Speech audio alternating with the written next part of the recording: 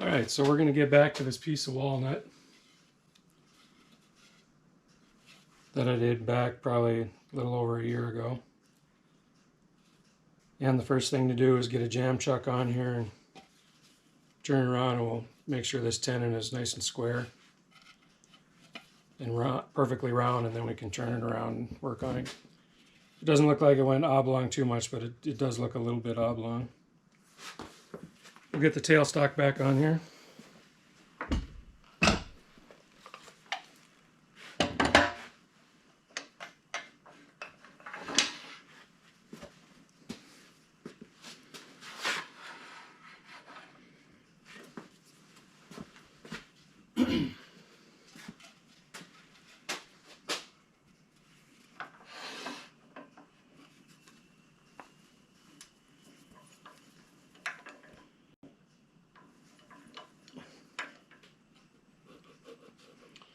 Give it a little wiggle, just a little bit snug.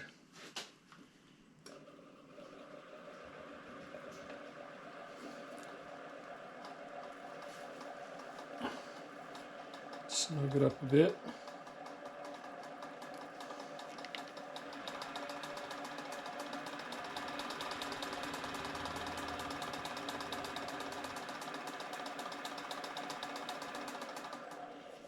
Can run it up to about 700 without any issues. So we'll square up this tenon and get to work.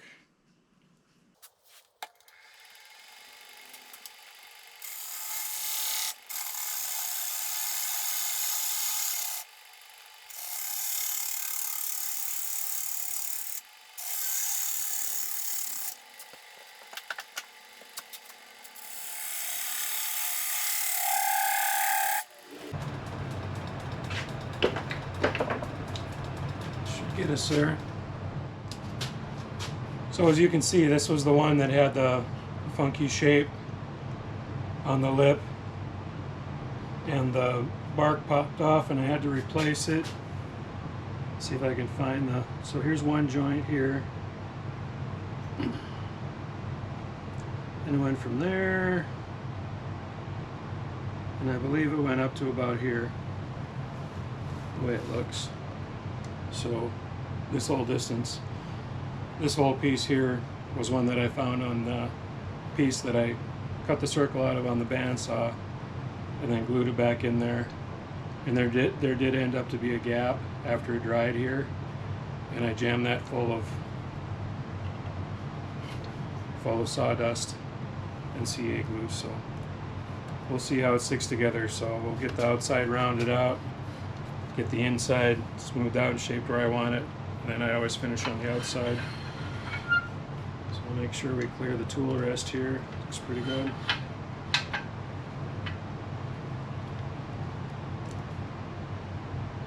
So I'm going to be real gentle with it here in the beginning, for sure, because you got all this air, so you're cutting from here to there, and then it's all air, so that has to be coming around pretty nicely, and you can see that it takes a little bit to finesse that around. So I'll work from here up to try to get it into some kind of balance so that I can spin it up faster to do this section right here, because when it's spinning around I'll only get cuts on it right from that there to there, and then a little bit here, and the rest of it is air all the way around. So 80% of it's going to be cutting air. Alright, let's get it around.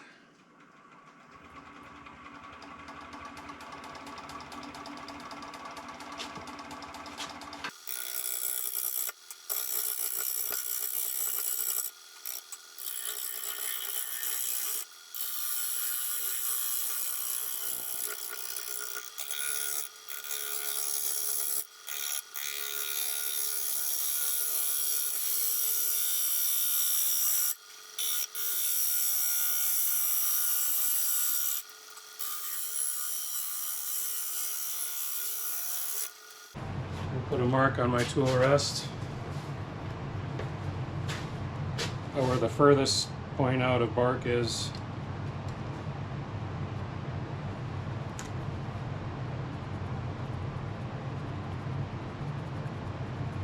And that way I know where to expect to hit that. Spinning about 1400, so it's caution time.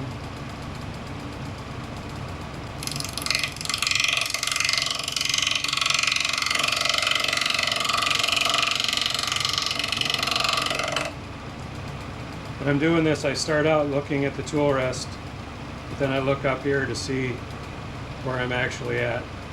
And you get a better idea of where your line is moving that way.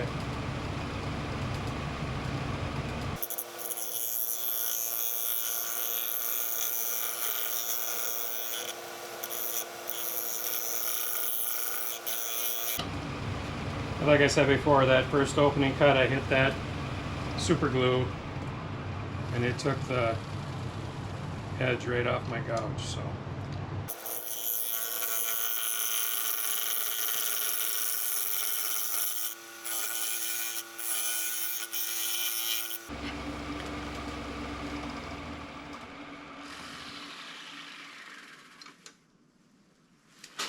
so we got a little bit more to go here. I'm starting to get thin right in here, so I can't do much more out here, but I've got a little bit more to go right here, so I'm going to have to. We'll see how thin that gets, but I can't go much more. Then I'm going to have to move down a little bit to here, which misses that thin spot, but I definitely need to get this stuff out of here. So I'm going to make a mark on my tool rest where that one comes, which is right about here.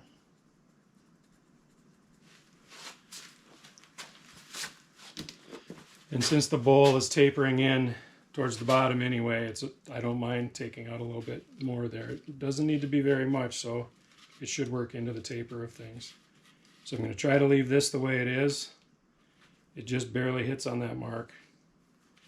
So I'm going to start at that mark, put my heel on the bowl, and then turn it in and scrape on down. See how it does. Again, I'm going about between 1350 and 400. Shakes at about 11, then it straightens out a little bit.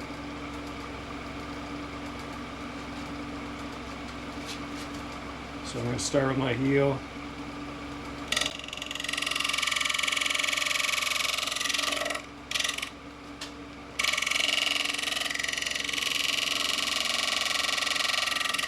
Open it up a little bit.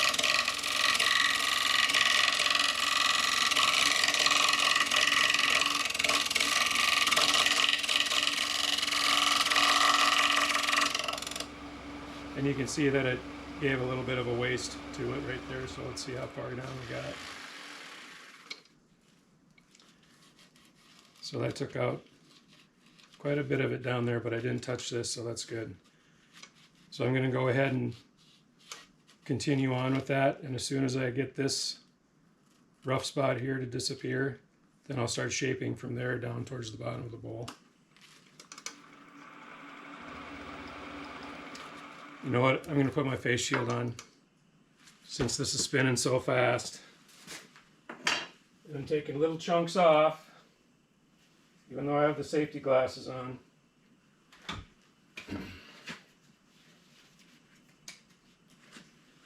And since it's a bark repair, I'm always conscious, but sometimes you get to concentrating and your face gets in where you shouldn't have it.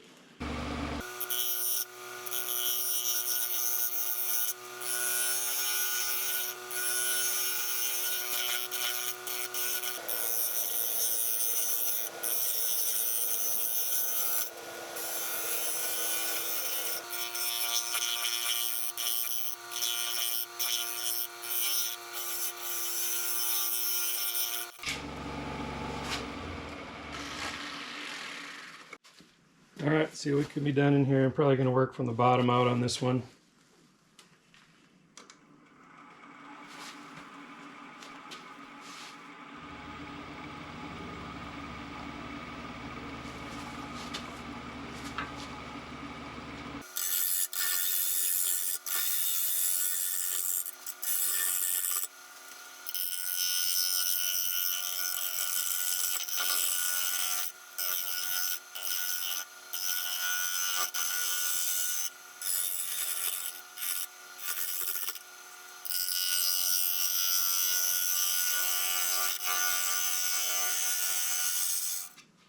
So this is why this section is so much thinner than this section right now. My gouge isn't touching all the way from here to here. And that's just the way it oblonged out when it dried. So I'm cutting in here, and pretty soon this thickness will reduce down to this over here as it gets even, and that's why it's running rough right now. It's because it's out of balance that way. It's just thicker here than it is here. So I gotta thin that down. It'll get down to about that thickness, which is fine. I don't mind that. I've never had any issue with those, with the bark coming off like that. So but you can see from here to here, we're not even touching. So spin it up and keep working. About 1200 seems to work pretty nice.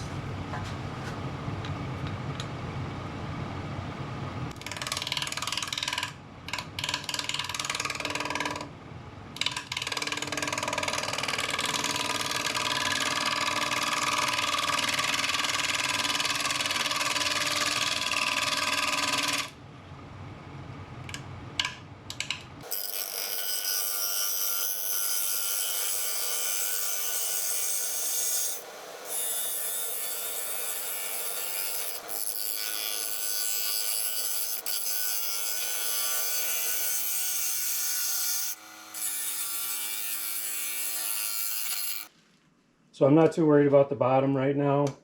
It's over an inch thick. So that's a good, solid grip on that. So as soon as I get this wing of the bowl here down into good wood like this and get it evened out, then I'll work in the bottom, and then the balance should come around when I start doing that. But I can still spin it at 1200, so it's not too bad.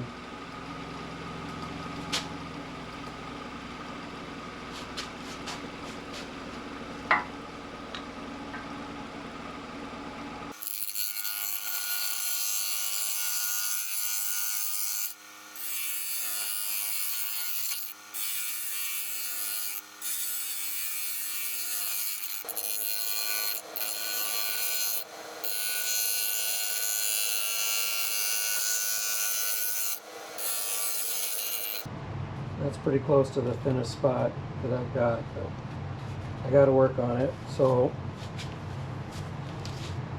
I'm going to mark my tool rest again.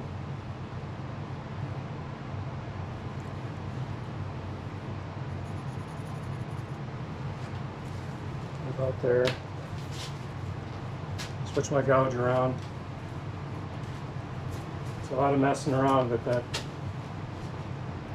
See, glue really takes the edge off. It's right about there.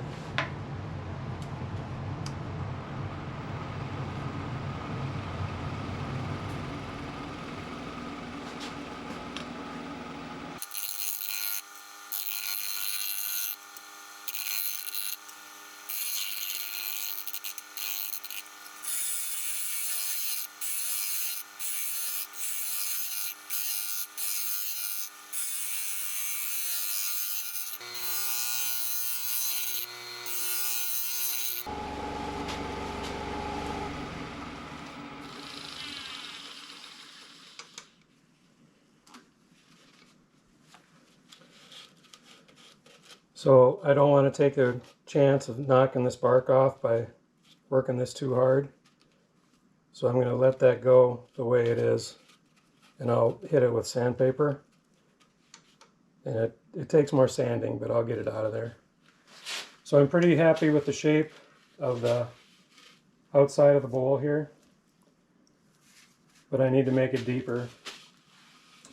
So like I said before, if you just kind of look on both sides of the bowl at the same time, kind of as you're going in, you can get it pretty good. So it is thinner right at the lip, and it does get a little thicker, and that's fine. I'll start working in here, from here down to thin it out. And I'll just put a pencil mark, and you can see it's still down in there where we're cutting air. So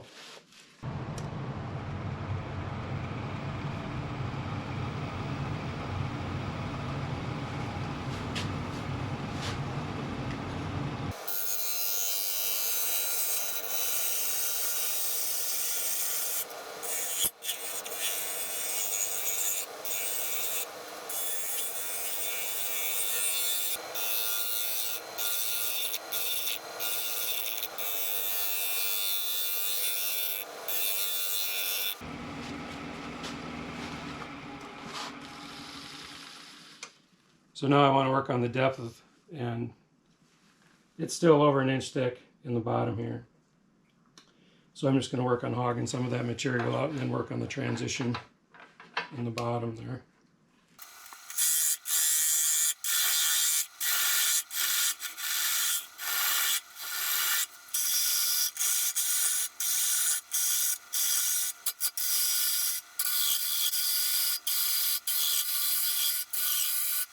Now we're down there to about 1/2 inch.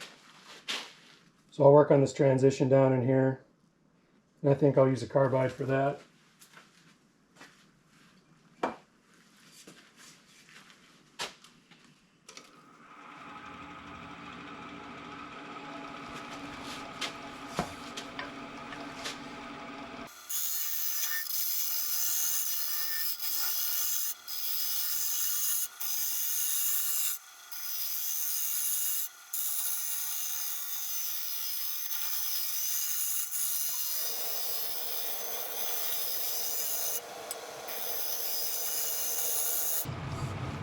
Feels pretty good.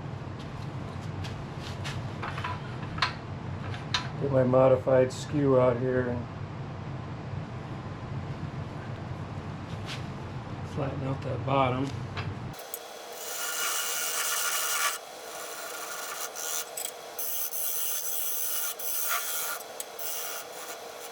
So we'll just go a little bit around that transition again.